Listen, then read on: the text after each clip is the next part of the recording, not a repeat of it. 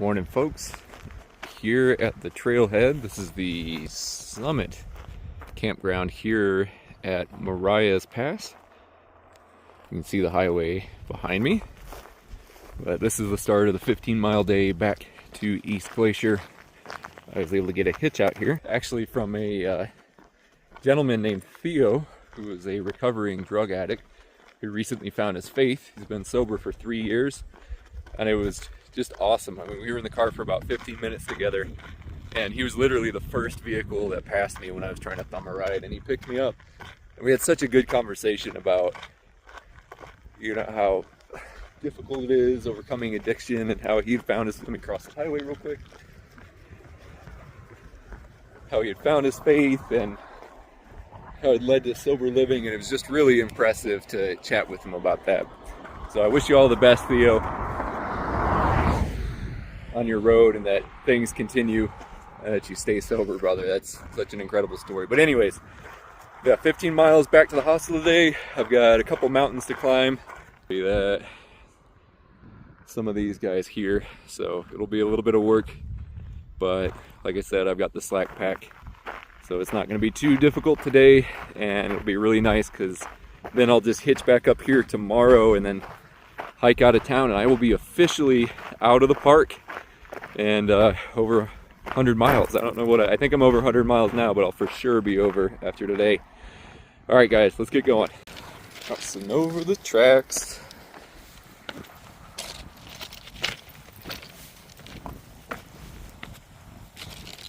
Took a second, but I think I found the CDT. There we go.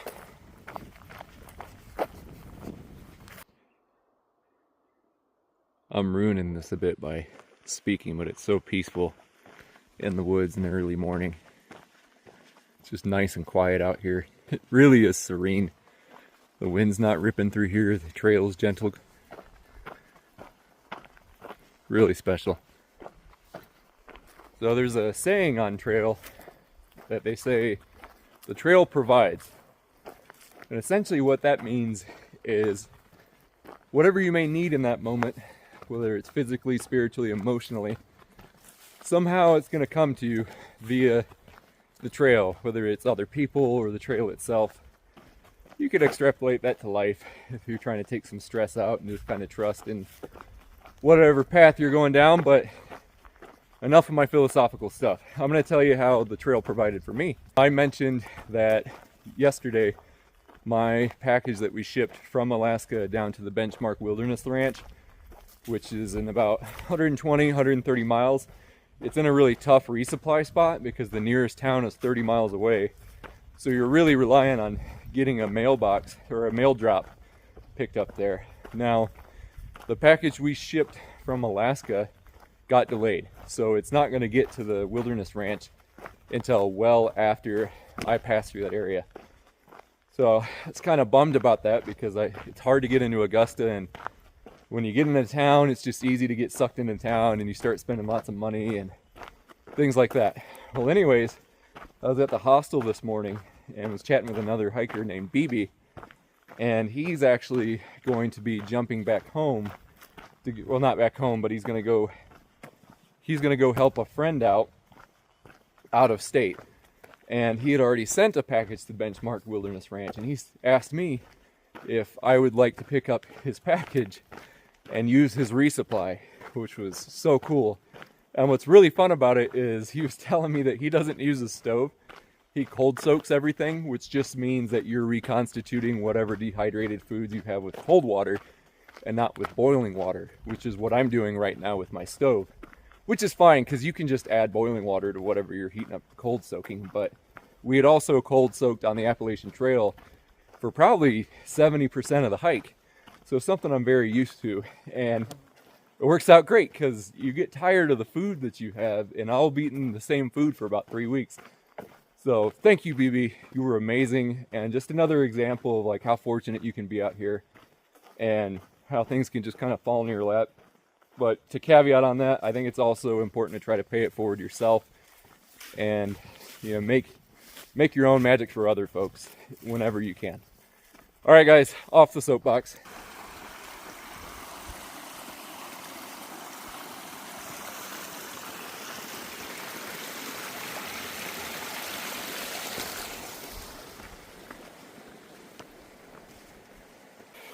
A lot of tall vegetation today. It's hard to see the trail. This is actually decent, but sometimes it'll get so overgrown you can't see your feet, and then you'll catch a rock in there.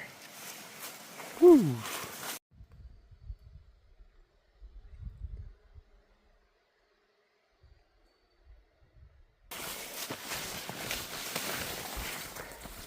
This is the vegetation I was talking about, where you can't even see the trail.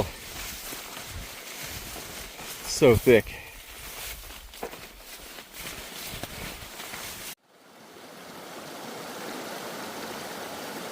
Ooh, the hat's getting dipped today, y'all.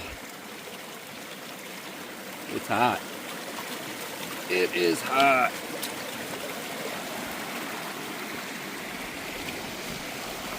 Hot, hot, hot, hot, hot. Woo! Oh, that feels so nice. That feels nice. Oh my gosh, should have done that sooner. No, surprisingly, it's been a pretty tough day even though I'm slack packing. I think the heat is wearing me out a little bit, and it's funny. I've got this mental thing where I'm like, oh, it's a slack pack, it should be easy. And like almost in my head, it's like it's already done. Like I'm waiting on the miles, like, and then I realize that I still have to walk those miles, even if it's without the full pack. But it's still really good. Great opportunity to get revitalized and still knock out some good mileage. I think I'm so tired just because it's hotter down low, so I'm not getting the cool breeze and I'm just getting cooked down here with the exposure. And it's been a lot of vegetation to walk through, which just wears you down a little bit. But now I'm on this, what used to be a road, I'm assuming, that should cruise all the way back into East Glacier. And this is really nice. It's covered in pine needles and soft dirt. It is as good a trail as you could ask for. It's like they're rolling out the red carpet back into East Glacier. But not too much longer to go. I think 3-ish miles, 3.5 miles, and I'll be back at East Glacier, and then knock out some town chores and then get everything reset and ready to go for tomorrow for when I get back on the trail.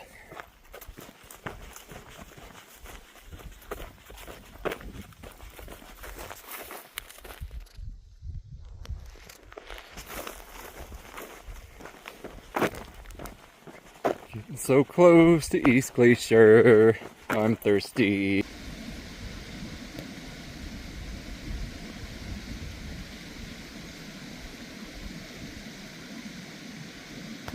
Here we are, town, sweet town. I'm gonna go get a shower and get cleaned up.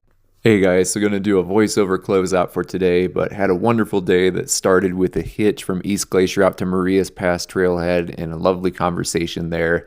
And then for the actual hiking, it was interesting, a little bit more difficult than I expected, mainly because of the exposure of the sun and then the vegetation, which made it a little slow going. But overall, a great day. And it's awesome to be able to get a active rest day, so to speak, where you're carrying the pack, but it's not the full pack, and you're able to get back to a hostel where you can get cleaned up. And that was also special because there's not many hikers on the CDT itself. So when you're able to get into an area where all those hikers are consolidated, it's a lot of fun to be able to exchange stories, and just the range of interesting people that you get to meet makes it a really special thing. But hopefully tomorrow we'll hike out. It really depends on what the weather is going to do. It might be a nasty day, so I may take a 0 and rest my body. But overall, just looking forward to the next step on this adventure and can't wait to bring you along.